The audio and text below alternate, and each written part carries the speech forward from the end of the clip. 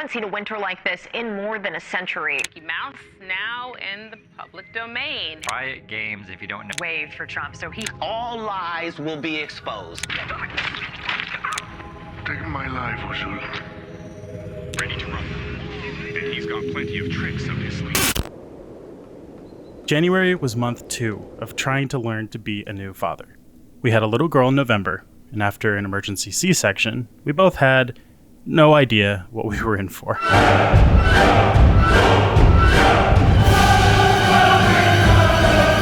These were the best days of our lives, and the most fuzzy. Our little one had milk allergies and couldn't sleep by herself, so my wife and I traded overnight duties to care for her. This also meant a lot of late-night entertainment to keep myself awake, and if I wasn't binging The Wire or The Bear, I was playing Last Call BBS or Wildflowers. Last Call BBS is the final game from developer Zachtronics. It's a beautiful foray into the weird world of the early internet. The game has 8 mostly hits that you can download over the in-game BBS, with a few misses, mostly because I'm dumb and Zachtronics games are notoriously made for smart people. Every game has a banging soundtrack. The standout titles are Sawayama Solitaire, an amazingly simple Klondike variant, Dungeons and Diagrams, which is a grid-based logic puzzler where you must ascertain which tiles are walls and which are floors, based on a simple rule set. And finally, the star of the show, Steed Force Hobby Studio, a mecha assembler and painter and sticker game that I can't believe we haven't seen pop up on Steam as a standalone yet. Miniature Painter Simulator 2025, anyone? Wildflowers, you play as a witchy girl who moves to an island to care for her grandmother. A la Stardew Valley, you chop wood, explore the mines, pick up goodies, make friends, give them gifts, and begin to uncover the mysteries of the island. It's cute, simple, cozy, perfect for keeping you sane and unbothered for when you had no idea what helping your wife recover from being cut in half would be like. So also, no one told me when you have a baby, you'll have time, at least for a moment, to sit around and do literally nothing, except hold your baby and research your hobbies. Now, I'll clarify that statement by saying I'm in a very lucky position where I own my business and I work from home. Therefore, paternity leave is something I get to decide. I was very lucky and blessed to be able to spend a lot of extra time with my wife and our newborn. But this is when I got understandably deep into handheld retro consoles. My first was the Powkiddy RGB60, a nifty 1:1 aspect ratio handheld perfect for emulating the Game Boy and Super Nintendo. This opened the door for finally playing a classic I'd never got the chance to enjoy as a kid, Legend of Zelda: A Link to the Past. While there are a few dungeons that made me want to plow my Powkiddy into my face, overall, this is still a gorgeous game that looks authentic on a good handheld. It's got a big twist in the middle of the game, but like many classics, you might need to grab a guide to figure out where to go if you get stuck. Later on in February, I spent a few days at my sister's wedding, and while in the hotel, I grinded away at Graveyard Keeper. Wildflowers sparked my interest in a deeper, more complex, cozy farming sim genre, after all. And if you don't mind the gory details of how you make your money as a farmer in Graveyard Keeper, you'll find a world of crafting, upgrades, and sprawling fetch quests. It is, however, very grindy, and you will find yourself backtracking constantly, all because you didn't have the right items in your inventory. March marched onto the scene, and I found myself enjoying an old classic with new life breathed into it. First, Earthbound with the Maternal Bound ROM hack. I remember playing Earthbound as a kid, and now as an adult, it's just as silly and fun, albeit more simple than I remember. You'll blast through baddies like intelligent mushrooms and angry ants with a baseball bat and a yo-yo. Then you'll save the world, one city at a time, by fixing increasingly more drastic and adult problems. It's a game that starts simple, childlike, but it ends with universe-spanning complexities and consequences. The Maternal Bound ROM hack adds some simple quality-of-life changes and gives you a run button. How can you say no to that? The most interesting event of March in gaming was when our Discord server launched a few games of Archipelago. Archipelago is like Inception. It's a game within a game within a game within another person's game, and so on.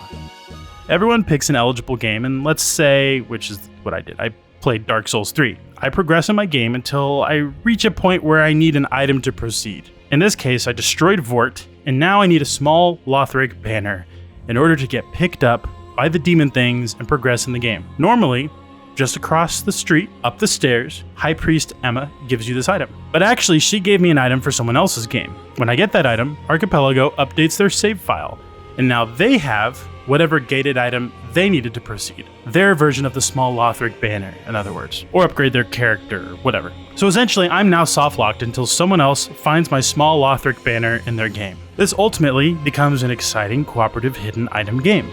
And I wasn't speaking hypothetically. I was, in my instance, this doesn't happen all the time, but in my instance, I was truly stuck trying to find that accursed banner. I would pay attention to the logs. There's plenty of memes in the chat. One really fun key aspect, though, is if you beat your game, you instantly unlock all remaining items from your game and send them off to other players' worlds. This makes you a hero. I don't have much to say about April aside from I was really enjoying the finals and eventually picked up Helldivers 2. Now, the finals for me started really strong, and then inevitably the developers sort of began to move down the balancing rabbit hole. Now, in my opinion, and this is apparently a hot take, is that this game was always at its best when it burrowed deep into insanity and mayhem, and less great when balanced for fairness. So yes, I think strapping 5 C4s onto a red explosive, sending that thing flying, and nuking an entire building into nothing is really fun. And I almost never believe in that statement I just made, but in this case, I think it's true. When everyone in this game is running around with revolvers made of wood and grass, and they're wearing a TV on their head, and they're swinging a guitar that breaks walls and can bring down an entire building, it's absurd. Maybe the game should just stay ridiculous and not pretend it's an esport trying to find maximum equilibrium. Now, enough has been said about Helldivers 2, from the tremendously successful launch to the nonstop flow of stories built by gameplay through players and emergent narrative, and of course the whiplash of Sony's greedy mitts and the completely nonsensical balancing decisions in the cooperative game. By the way, I didn't intend to pair this up with the finals, but I'm seeing a trend here. Balance in competitive games is valuable. I've seen this from being a competitive player in a number of different games for a number of years. But us armchair developers don't truly know how to value the time it takes to properly balance a game for challenge and fun. And in the ever-changing world of multiplayer gaming, finding the right ebb and flow in time is critical to keeping a live service game afloat. What I do know is when I play something cinematic and absurd like Helldivers, I want my guns punchy, I want my stratagems potent. When I play something high skill ceiling and competitive like a Rainbow Six Siege, I want to stay competitive and have the creative freedom and skill to make smart choices to counter my opponents and feel rewarded for it. When you combine these two genres, though, you get the finals. It's absurd, but it's also competitive. Giving someone a nuke in a game like Deadlock would feel bad. Taking that away in the finals feels worse. Anyway, I've made my point. Blast me in the comments. This is probably my hottest take opinion in the video. And speaking of hot takes, I was very much into the Kendrick and Drake beef. I wrote a short essay on Discord to update my friends about what was going on because they weren't keeping up with it, and they all said, I ain't reading none of that. So this time period got me back into hip-hop, and ultimately I spent a good amount of time listening to 90s and 2000s hip-hop while playing RoboQuest. RoboQuest is a roguelike where you run high speed with various classes through different levels, shooting, slapping bots. It's very fast-paced, rewards both a disciplined trigger finger and smart build planning. It almost functions like a deck builder or like an engine builder. And as you sort through the trash that you get, you have to try to find the best items to supplement your build to see how far you can get. It's very exciting and very fun. This was also the month I got pretty heavy into Proteus. I'll come back to Proteus on and off over the next couple months, but it's the fast-paced boomer shooter that has the speed of Doom 3, but tries to channel Doom 2016 and Doom Eternal. I generally like this game, and if you like this FPS genre, you might like it as well. It feels a bit long, ultimately feels a little repetitive, and unfortunately, there's a lot of secrets, which is something I enjoy, but in this case, the in-game map is really difficult to navigate, and it just doesn't make going back to try to find secrets very fun or intuitive. June was our first family vacation with our daughter. We went to a beach unsuccessfully, and at night, I started a new playthrough of Elden Ring on my Steam Deck. Everything's already been said about Elden Ring. It was my game of the year for 2022, and the DLC will eventually get played by me next month. This month I also played a few dreadfully mediocre games in the form of Dread Templar and Death in Texas. The former channels a mishmash of Doom and Serious Sam, and does neither of them well for lack of punchy weapons, repeated enemies, and uninspired level layouts. The latter takes a stab at Papers, Please, and ends up being a meaningless exercise in bureaucracy. It seems that none of my decisions mattered, even though the game seems to indicate time and time again that they do matter. Maybe that's the point. Well, it certainly wasn't fun to play, and it definitely didn't add up to anything worthwhile at the end, which is just like Chained Together, which I played in July. This is another streamer bait game, and cooperatively, it's the most infuriating exercise for friends to try together. I'll say nothing else on this one other than I tried my hand at the solo mode and finished it off my backlog. Shadow of the Erd Tree was everything I wanted in Elden Ring DLC.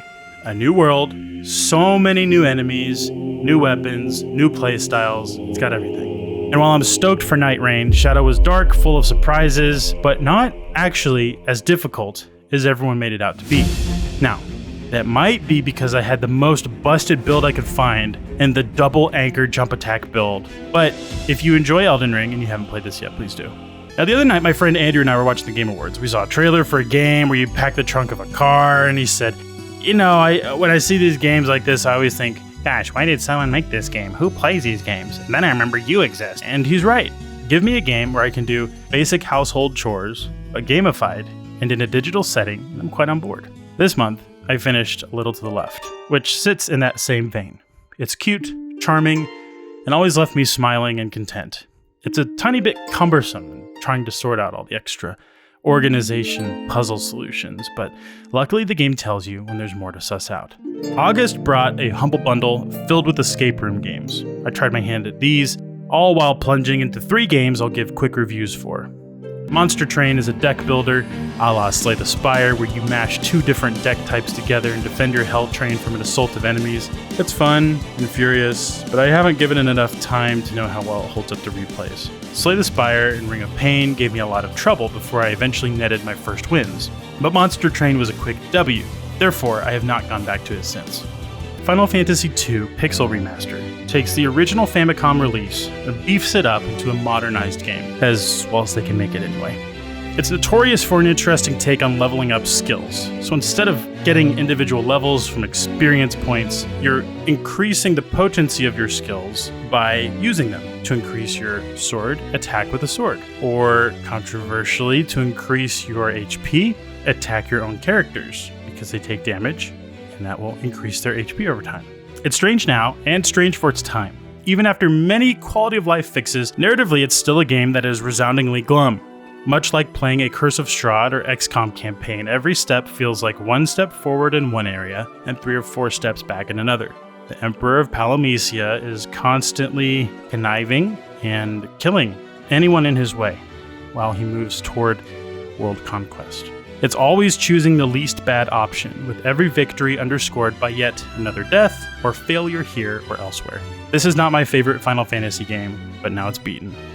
And finally, The Surge. I wish I had more good things to say about this game. But after I beat Shadow of the Erd Tree, I was fiending for another Souls-like, and this had been in my backlog for a while, and it was a pretty big letdown. Ultimately, it's confusing, repetitive, janky, and clearly designed by a studio that was still trying to find their footing, sort of replicating the Souls formula. By the time you finish it, for some reason, you might want to subject yourself to more punishment to play another mediocre Souls-like that's been in your backlog for a few years. So I chose Mortal Shell.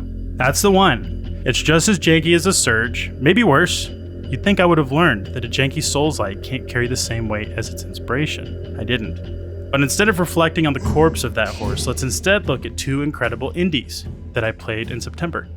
First, Venba. This is a wonderfully interactive story about an immigrated Indian family that tells the story of parenthood, cultural assimilation, or lack thereof, and it's all told through food and pretty visuals. I was just not ready to start this game and be on the floor weeping only 5 to 10 minutes in. It hits you like bricks over and over again, especially for someone who's a new parent. No. Nothing bad happens to their child, but just be prepared to cry and make some incredible food while doing it. Also, please go check out any local Indian restaurants if you have them. This got me into Indian food, and wow, it's great stuff. UFO 50 is not talked about enough in the collective consciousness, but in it you'll find 50 games of the Famicom inspiration. This is a multitude of platformers, deck builders, JRPGs, action sports games, and more, and they sort of have a modern flair to them. So fun. And if you get tired of one game, okay, just move on to the next. You're bound to find some games here you will think about in your sleep. delicious while you go about your day. There are so many winners here.